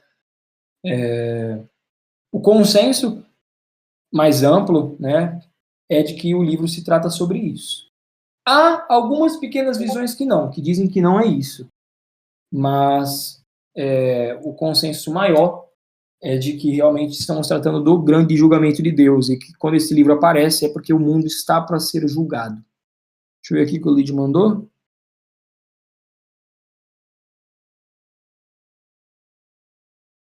Porque todos devemos comparecer ante o tribunal de Cristo, para que cada um receba segundo o que tiver feito por meio do corpo. É sobre o poder é de Cristo, eu só tentei pegar algum versículo que tenha contexto. Ah, sim, perfeito. Vocês têm alguma dúvida, pessoal? Alguma discordância até aqui? Somente Cristo tem autoridade de julgar os vivos e os mortos e dar início ao fim do mundo? Não, essa foi fácil. Foi fácil, né? Vamos lá. E olheis esse que estava no meio do trono. Bom, aqui é o Cordeiro, né? É interessante, porém, que ele que é o Cordeiro, ele pega o livro não somente como filho de homem, mas Cordeiro. Ou seja, a própria vitória dele como ressurreto é que dá origem ao julgamento. Quase como se Deus, na sua misericórdia, estivesse esperando mesmo. Ele vem sempre para julgar. Então, se você não pode, até você remir. Eu não vou julgar até salvar o meu povo. Porque quem pega é o próprio Cordeiro. Quem vem para julgar é o próprio Cordeiro. E isso é fascinante. É muito fascinante, né? Aquele que vem para ser sacrificado na terra é aquele que vem e vai abrir os julgamentos, né? É semelhante ao que Cristo fala, que as próprias palavras dele é o que pesaria no fim de tudo, né? Hoje, ele se apresenta como aquele que advoga por nós, que é o nosso sumo sacerdote, mas um dia isso vai acabar, né? Um dia, esse dia está chegando, cada dia está mais próximo, e aqui já é, entre aspas, o prelúdio. Os anjos já têm essa percepção. Tanto que tudo aqui, no fundo, é a mesma repetição, essa leitura profética, daquilo que já foi lido atrás. Por exemplo, e veio e tomou o livro da destra do que estava sentado sobre o trono. E havendo tomado o livro, os 4 animais e os 24 anciãos prostraram-se. Perceba, pessoal, é por isso que aqui algumas pessoas insistem que os 24 anciãos não podem ser homens. Porque esses 24 anciãos, eles se prostram quando o livro ainda não foi aberto. Ou seja, as pessoas não foram julgadas ainda. Como que esses 24 já estão lá no céu prostrados? Quem são esses caras? Alguns falam que não tem isso, né? Alguns, porém, não, isso é uma visão simbólica, etc, etc. Eu acho que isso é um péssimo argumento. Até porque, no versículo 11, eu olhei e ouvi a voz de muitos anjos ao redor do trono e dos animais. Aí ele continua, e era o número deles milhões, milhares de milhares, e fala dos anciãos, né? Aqui eu já não sei se ele refere-se aos anjos e aos animais e aos anciãos, e já está referindo-se a todos, os milhares, porque esse número geralmente é atribuído aos santos, né? Milhões, milhares de milhares, ou a todos os anjos.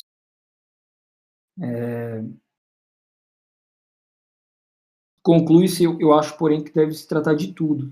Tanto os anjos quanto esses animais, quanto os anciãos, etc, etc. Ou seja, o número de todos os seres ali. Mas é incerto, né, pessoal? É algo que é complicado. Pela formação de versículo, a gente dá a entender que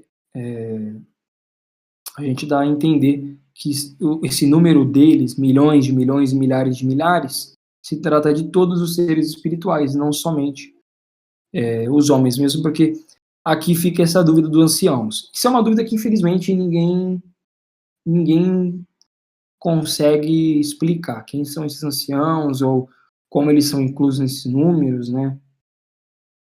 Até porque aqui ele conclui, no versículo 10, nós somos feitos reis e sacerdotes, e eles reinarão sobre a terra. Está no futuro. Nós ainda não estamos reinando. Deus nos fez reis e sacerdotes, e eles reinarão sobre a terra. Ou seja, ainda não houve essa consumação do século, a consumação do tempo do fim. Então, isso aqui é outra coisa para pesar na questão dos 24 anciãos. Então, realmente não tem consenso, pessoal. Você tem argumentos bons dos dois lados, né? Só que, voltando para o capítulo 4, como eu falei para vocês, seria muito atípico essas coroas serem lançadas por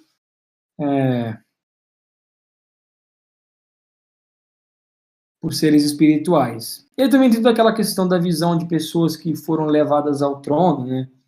Como Elias e Enoque, exceções. Será que já não há pessoas que já estão no céu reinando com Cristo, né, até na visão católica. A visão milenista ela surge dessa ideia de que o reino acontece também no céu, imediatamente, né, desde a destruição de Jerusalém. Então, aqui a gente não tem consenso, infelizmente. É uma passagem extremamente dividida pela igreja, assim.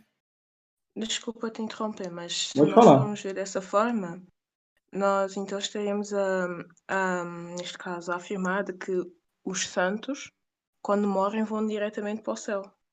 Sim. É isso? Se essa conclusão for lógica, sim. Ok.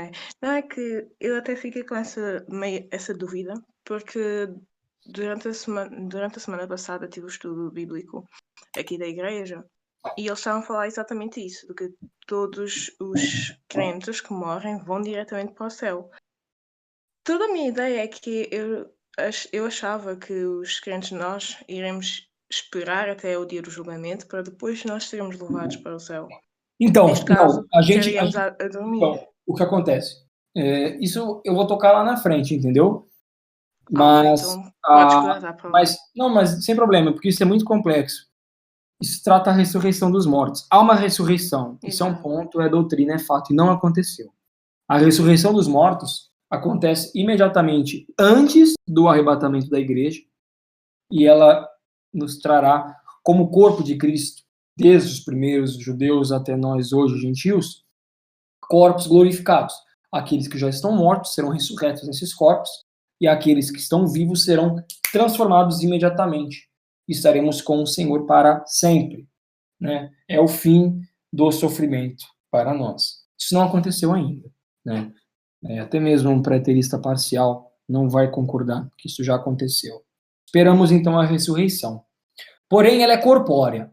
O que acontece é que a maioria dos cristãos entende que quando morremos, estamos em alma ou em espírito com Deus imediatamente. Né, no tal do seio de Abraão, ou enfim, em alma com Cristo. Né, se consciente, inconsciente, aí que a gente tem toda a discussão. Estamos aonde? É no céu? É num lugar especial do Sheol? Aonde fica o seio de Abraão? São assuntos que a gente só tira da tradição e, entre aspas, de parábolas, é de muito pouco texto. A gente não tem como fazer uma exegese bíblica muito boa. Né? A gente tem passagens como, por exemplo, o ladrão da cruz, que Cristo fala do paraíso, né? Hoje mesmo, amanhã mesmo estarás comigo no paraíso. É amanhã ou é hoje? Acho que é amanhã, né? Ou é hoje? Esqueci. É hoje, Eu acho que é hoje. É hoje. Hoje mesmo estarás no paraíso comigo, ou seja, remetendo provavelmente ao fato de que ele já estaria no paraíso, né, imediatamente. Alguns falam, não, porém, isso se refere ao sono dele. De qualquer maneira, acho que aqui não dá para ser dogmático. A Bíblia não nos dá muitos detalhes. Por certo, já estamos com Cristo, e se morrermos, já estaremos com Cristo. Em corpo? Não em corpo. Em corpo esperamos a ressurreição. Mas como passa o tempo até estarmos com Cristo em corpo? Será que vai ser de imediato? Será que o tempo vai passar mais rápido? Sabe? Esse tipo de coisa não tem resposta. E se a gente tiver com Cristo, será que vai ser como será que quando a gente já percebe, a gente já está ressuscitando, sabe? A gente não percebeu o tempo que a gente passou com Cristo somente no Espírito? São respostas que a gente não tem. São simplesmente especulações, né?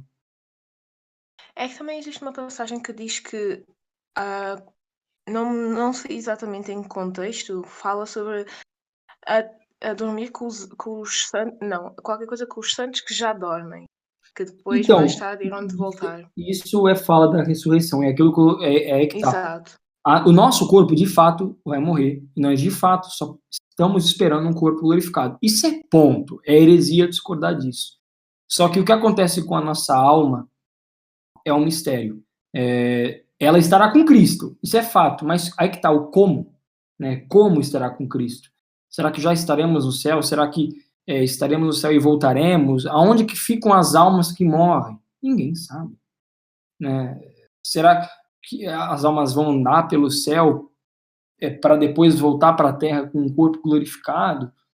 Sabe? Isso é muito estranho. Mas, de qualquer maneira, é uma espécie de descanso. Descanso no sentido que descansamos das nossas obras, entendeu? Descansamos, é o mesmo termo que inclusive aparece aqui no livro de Apocalipse logo, logo. Chegou o nosso fim dessa vida, acabou, descansei. Agora eu espero só vir aquele meu corpinho e reinar com Cristo para sempre. Agora, como é o reino? Se o reino ele é literal, se o reino ele é na terra, se o reino estende-se da terra até o céu, isso são assuntos complexos e que a gente vai, acho que é mais fácil de alcançar lá na frente, né, nos próximos livros. Mas é mais ou menos isso daí a visão. A maioria dos cristãos acredita que quando mortos, a maioria deles, quando mortos estamos com Cristo em espírito. Infelizmente não a maioria, mas talvez metade.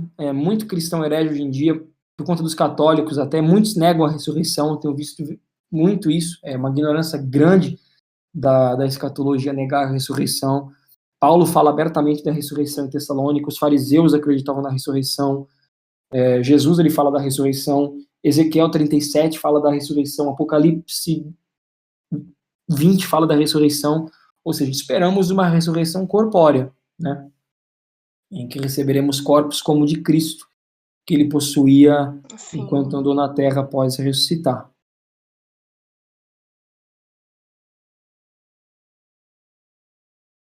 Certo. O que o Luigi mandou aqui? Boa, Luigi, muito bom. A gente, vamos lá, vou ler aqui, taças de ouro cheios de incenso, que são as orações dos santos. Muito boa, cara, muito boa. A gente vai constantemente ver no livro de Apocalipse as orações dos santos se aproximando do trono. As orações dos santos, as orações dos santos, as orações dos santos. A Bíblia fala, inclusive, às vezes, que as orações dos santos estão como altares, às vezes estão como incenso, né? A Bíblia fala que a oração do ímpio é abominável, né? Talvez seja fedida. Será que Deus sente um cheiro fétido?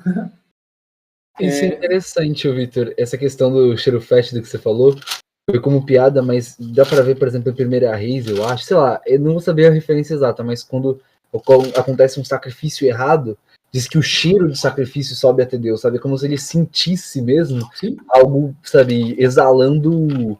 Enfim, ele não só vê impiedade, ele sente como se ele tivesse um sentido de odor, entendeu? É 100% possível, porque, embora a gente tenha a visão simbólica de que não, é somente um símbolo, também é possível que Deus sinta o cheiro de uma oração. Como? Isso é uma loucura. Não é. É aquilo que a gente está falando. Só o fato de haverem querubins protegendo o trono de Deus já aponta para Deus se limitando à sua criação conscientemente. Não porque ele tem um limite, mas ele está se não limitando, mas se definindo em relação à sua criação, né? Compartilhando o trabalho. Ele pode se fazer carne e andar, e ser um ser humano como nós, né, com ossos e pele, como Cristo, quanto mais também sentir o cheiro de uma oração. Para Deus, absolutamente nada é impossível, né? Lógico que essas passagens são mais para assustar a galera, né? Só para não fazer besteira e subir um cheiro ruim para Deus, né? Não digo assustar, mas de causar um temor. Mas é um bom debate. Será que as orações sobem mesmo como incenso e Deus literalmente sente um cheiro bom? É que Deus tem nariz, sabe? Esse é o tipo de debate que a gente vai ficar muito tempo, infelizmente a gente vai andar em círculos, porque a gente vai cair na filosofia, em áreas que às vezes são tão profundas, cara. Os escolásticos se perderam nisso daí, de ficar questionando coisa demais, tipo, que não precisava, sabe? De dúvidas de... Não entendi. Os escolásticos, né, da Idade Média, perderam muito nisso, de dúvidas, assim, triviais. Eu acho que eu já tinha comentado. Que eu não sei nem se é uma lenda, né, mas é muito compartilhado entre os protestantes. De que eles questionavam quantos anjos dançavam em cima da cabeça de um alfinete, sabe? Sim, de fato. Sabe? Os anjos dançavam em cima da cabeça do Caio? Tipo assim, imaginemos se o anjo pudesse reduzir ao tamanho de um alfinetezinho, quantos caberiam, sabe? Assim, eu acho que isso não, eles não fizeram essa pergunta, mas é meio que uma hipérbole para mostrar com quantas pequeninas coisas que eles se importavam. É tipo isso, sabe? A gente pode até supor. Entendo. A oração é um incenso, não sei o que. Mas assim, ficar questionando se Deus tem um nariz. Na internet uma imagem, tô procurando uma imagem aqui. Anjo alfinete. É que eu não sei nem de onde surgiu. Eu só ouvi várias pessoas Sim, falando eu já disso. ouvi essa daí também. Eu achei engraçado. Aí, ó. Anjo Aí, dançando aí, alfinete. ó. Por acaso não Quantos cheguei a ver anjos essa cabem na expressão. cabeça de um alfinete? Nossa. Aí estão diante do sol. Complicado, né? Complicado. Primeiro que esses anjos estão tudo errado, né? São uns anjos muito leite com pera, esses anjos aqui. Não, os anjinhos da Idade Medieval e Renascimento é muito bonitinho demais. É louco, rapaziada, a Bíblia é uma parada tão doida. Eu entendo por parte o cara que ele lê o livro de Apocalipse somente simbolicamente, porque é a visão mais fácil. Quando você considera que tudo é somente um símbolo, acabou. Você só vê as metáforas, você vê o que elas significam e pronto, né? Elas são muito explícitas, a simbologia de algumas coisas, né? Só que, e se não forem somente símbolos, né? E se há um trono literal, tem pessoas que não acreditam, existe essa visão, para quem não sabe, que o trono é o fato de que Deus está entronizado, ou seja, não é um trono literal, um lugar que Deus se assenta, mas o fato de que Deus é Deus, né? Mas são detalhes e detalhes que, a gente não vai saber, só quando chegar lá, sabe? Uma coisa é discutir a literalidade do milênio, que é algo que acontece na Terra e é descrito em termos terrestres. Outra coisa é descrever coisas que são celestiais, né? É impossível.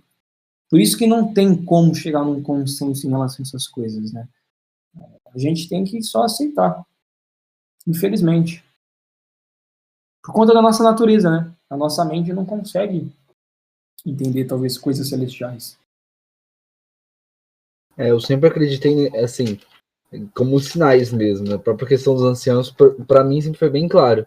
É a continuação do povo de Deus, tanto no Antigo quanto no Novo, o sustentáculo dele na Terra, né? Uhum. Mas aí quando a gente começa a questionar, não sei, ainda, assim, eu acho que é interessante a gente pensar sobre algumas questões nesse sentido. Mas eu fico pensando até mesmo se essa descrição, né, dos seres que a gente imagina, se a gente vai ver eles dessa forma, você entende? Sim, de fato. Será que a gente vai ver como a gente vê, né? Será que essa questão dos animais foi apenas uma maneira de se expor? Ou se eles são constituídos como seres dessa forma? E não dá para ter certeza. Perfeito. É muito difícil, cara. É muito difícil. É muito difícil de entender. Realmente. São mistérios que somente quando realmente Jesus voltar. Somente quando Jesus voltar. Mas, pessoal, eu acho que é isso. Hoje o estudo se conclui. Apocalipse 4, Apocalipse 5.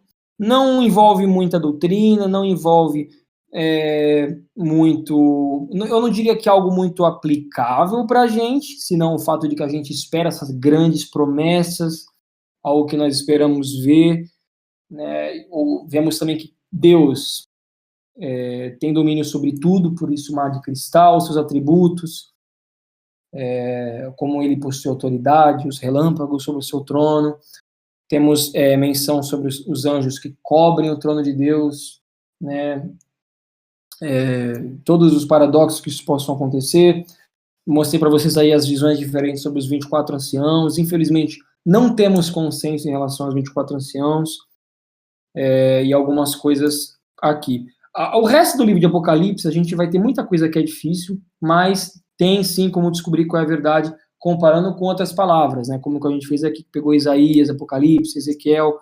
Já com os 24 anciãos não dá, porque só aparece aqui. Quando uma palavra só aparece em um lugar, fica muito difícil de lidar, né? Então, é muito complexo. Só uma coisa que eu esqueci é essa menção aqui, que eu falei rapidamente, mas eu queria só dar um pouquinho mais de detalhe. Não chores, eis aqui o leão da tribo de Judá, a raiz de Davi. Por que leão da tribo de Judá? Esse é um termo que só aparece aqui. E no Antigo Testamento, não exatamente dessa maneira, mas com as promessas para as tribos. Judá, ela seria semelhante ao leãozinho. Quer ver? Vamos ver se eu encontro aqui.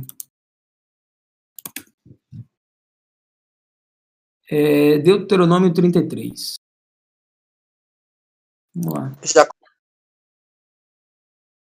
Quê?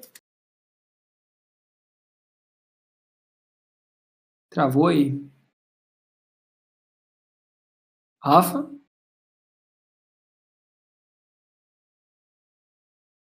Enfim. Calma aí, o Mickey tá. Do nada ele me muta. Acho que agora parou. Parou. Quando Jacó vai profetizar sobre os 12 filhos, quando ele vai descrever Judá, ele fala que é como um leão. Gênesis 49. Gênesis 49. 50, sei lá, não lembro. Então não é essa aqui, então. É verdade, Deuteronômio, acho que viagem.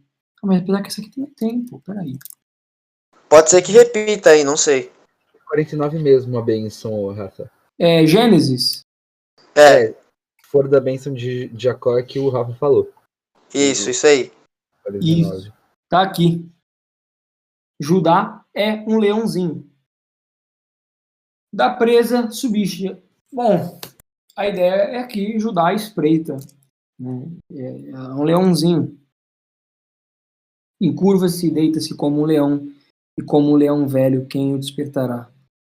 É tudo em relação ao leão, né? Inclusive, olha que legal, até quando está velho, e com um leão velho, quem o despertará? Quem tem coragem? Quem tem sabedoria? A tribo de Judá acabou sendo a tribo de Cristo, né? Que deu origem a Cristo em carne. Por isso que Cristo é o leão da tribo de Judá. É uma menção. Se Judá é como leão, Cristo é o leão da tribo de Judá.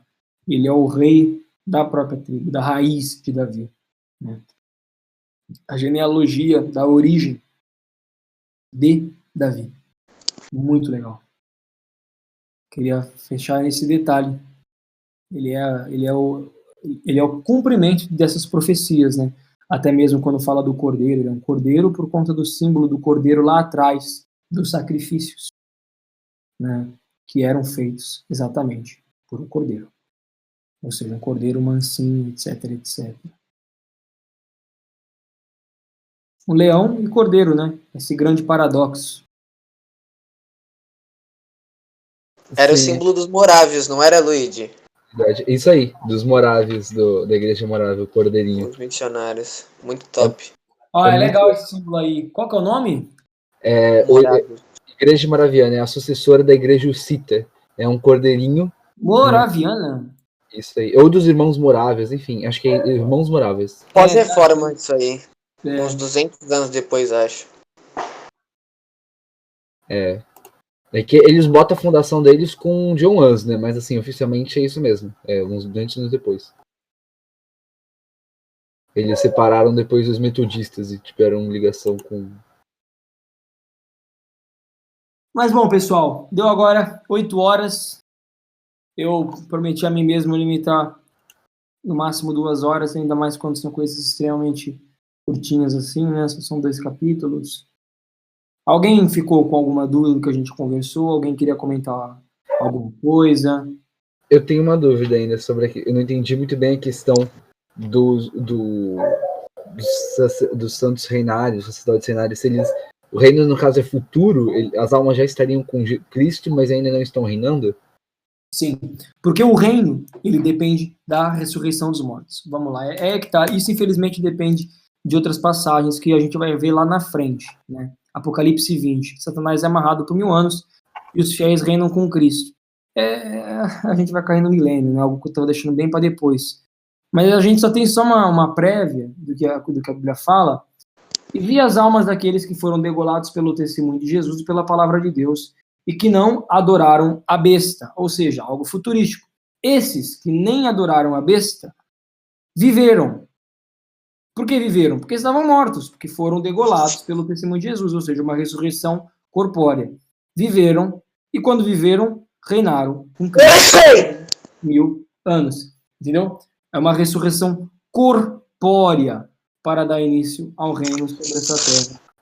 Tanto que a Bíblia fala que o restante dos mortos não reviveu até os 1000 anos se acabar. Se essa morte que estivesse aqui fosse uma morte espiritual, não faz sentido o restante dos mortos reviver, porque não irão, né? Somente os cristãos revivem espiritualmente. Então, é uma morte corpórea sendo tratada e que vai acontecer quando tudo isso aqui acontecer. Mas, enfim, não é algo que está sendo tratado agora, né? Então, eu deixei lá para frente. Não quero nem falar disso ainda. Mas é só isso. Mas perceba, de qualquer maneira, nós já somos reis e sacerdotes, né? Isso que é interessante. Mesmo que não reinando. Né? É aquela história do já e ainda não. O reino de Deus já está aqui, mas não plenamente. Ele já começou, mas não em totalidade. Nós já somos reis, mas não reinamos. Até pelo que o Brinco falou lá no Scatos, eu não consigo reinar nem sobre o meu corpo. Como reinar sobre a criação, né? Se até mesmo às vezes o pecado vem e me não diria me aprisiona, mas ganha domínio sobre minha vida, quanto mais reinar sobre a criação. Então, aqui é futuro. Entendi. E aí, posso encerrar? Pode encerrar, cara. Então, beleza. Acho que esse foi um tempo bom de estudo. Pretendo, na semana que vem, eu vou fazer mais ou menos isso. Acabando a Beleza. gravação agora. Também.